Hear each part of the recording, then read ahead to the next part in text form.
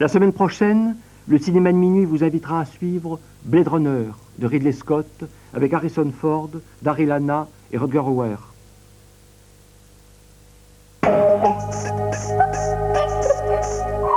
Ramassez-moi tout ce qu'il faut tirer. Inutile de vous dire où nous en sommes, vous le savez tous. Il n'y a que deux sortes d'hommes seulement qui vont rester sur cette plage. Ceux qui ont déjà été tués et ceux qui vont se faire tuer. Maintenant, maniez-vous les fesses. Maniez-vous. Maniez-vous prêts. Hexagone. Le départ commence. Tapez. En avant. Brouillez-vous. Cadence de production. Logistique en flux tendu. Hexagone. La question est combien de temps pourrons-nous tenir? Certains jours durent une éternité. Le jour le plus long, demain 20h55 sur France 3.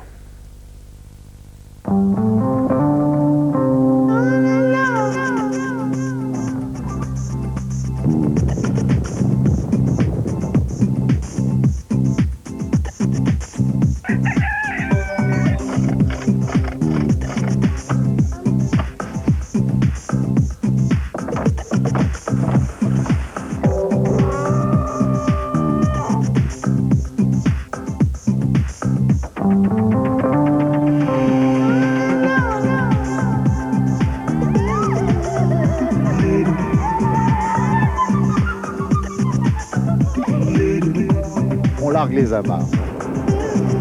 Je vous ai pas embrassé, non, encore.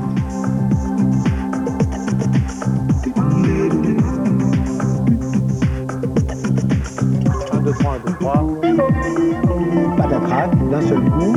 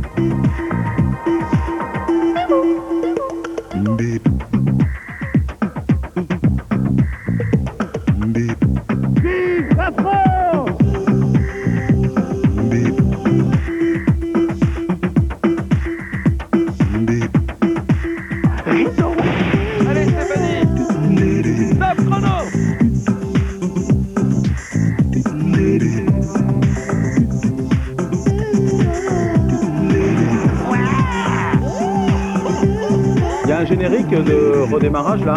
Je veux le voir. C'est clair? Non! On n'a pas l'air d'intéresser grand monde non plus. Vous êtes pas un marrant, vous, hein? Mais où on va?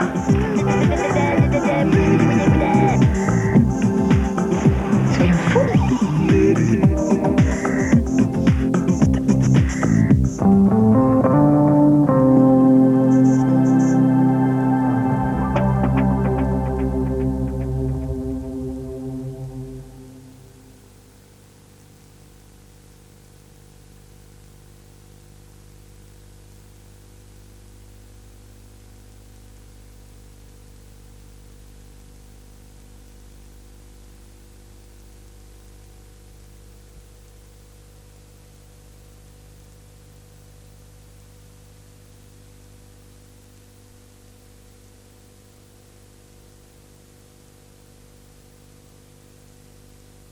Move your body, move your body, move your body. Everybody, move your body, move your body. Move your body, move your body. Everybody, move your body, move your body. Move your body, move your body. Everybody, move your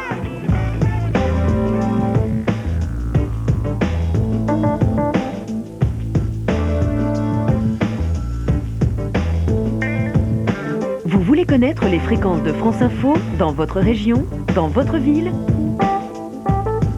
La réponse sur votre Minitel. 3615 France Info, 1 franc 29 la minute.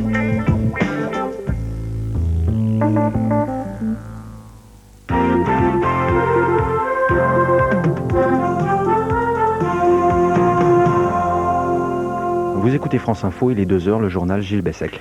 La Chine ne décolère pas après le bombardement de son ambassade à Belgrade. Dans la nuit de vendredi, 200 000 personnes ont défilé devant les ambassades des pays membres de l'OTAN à Pékin. Jets de pierre et de pots de peinture sur les bâtiments diplomatiques. 3 journalistes chinois ont été tués dans cette bavure de l'OTAN et plus de 20 personnes blessées. L'OTAN poursuit ses recherches pour comprendre comment a pu se produire la bavure sur l'ambassade. L'enquête a déjà démontré qu'il ne s'agissait ni d'une erreur de tir, ni d'une panne technique. Ce sont les services de renseignement qui sont accusés. Gémiché, porte-parole de l'OTAN. Après cette regrettable affaire, ce qu'il faut, c'est éviter que cela ne se repasse à l'avenir. Ça, c'est la priorité absolue. Et c'est pourquoi les services d'intelligence américains ont mené une enquête détaillée pour essayer de dépister la source de l'erreur qui était à l'origine du processus et qui n'a pas été identifiée par la suite. Donc il faut d'abord savoir pourquoi ça s'est passé, où était la faille dans le système en quelque sorte, c'est pour prendre des mesures pour assurer que cela ne se renouvelle pas à l'avenir. Et la bavure de l'OTAN sur l'ambassade de Chine serait due à des cartes périmées fournies par la CIA, des cartes qui n'indiquaient pas le changement d'adresse de l'ambassade chinoise il y a 4 ans. C'est ce qu'affirme la télévision américaine CNN ce matin. Ibrahim Rugova, le leader modéré des Albanais du Kosovo, est vivement critiqué par l'UÇK. L'armée de libération du Kosovo voit en Rugova un émissaire du gouvernement de Belgrade. Invité de l'Italie, Ibrahim Rugova est actuellement à Rome. Il pourrait venir dans le courant de la semaine à Paris. C'est ce qu'a indiqué le député communiste européen Francis Wurtz à l'issue d'une réunion avec le leader modéré. Monaco fête aujourd'hui le jubilé du prince régnier, 50 ans de pouvoir à la tête du Rocher. La famille princière était présente au grand complet pour une fête quasi privée. Monaco, Jean-Pierre Laborde. Un hommage à grâce, une promesse d'abaisser l'âge de la majorité à 18 ans et un legs au prince héritier Albert, celui d'une principauté fière d'elle-même et altruiste, un legs pour confirmer qu'Albert se prépare une succession qui n'est pas encore à l'ordre du jour. Régnier a souhaité que son jubilé prenne la forme d'une fête de famille et pour le coup, s'en fut une, très fermée, puisqu'aucun étranger à la principauté n'avait accès aujourd'hui aux festivités. Les quelques badauds présents ce matin n'ont pu qu'apercevoir très rapidement la famille princière quitter la cathédrale. Et dans cette ambiance de fête très privée, très fermée, le prince Régnier a réaffirmé la volonté d'installer la principauté de Monaco dans le concert international. Monaco, Jean-Pierre Laborde, France Info. Le FBI sur la sellette dans l'affaire du vol 800 de la TWA. D'après le Washington Post d'hier, les fédéraux américains auraient étouffé un rapport accablant.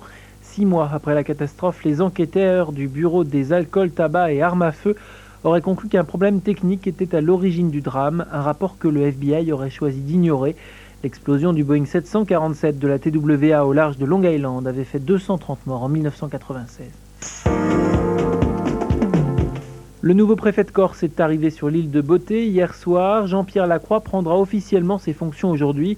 Il débutera son travail en Corse par un hommage à Claude Érignac, le préfet assassiné dans l'île en février 1998.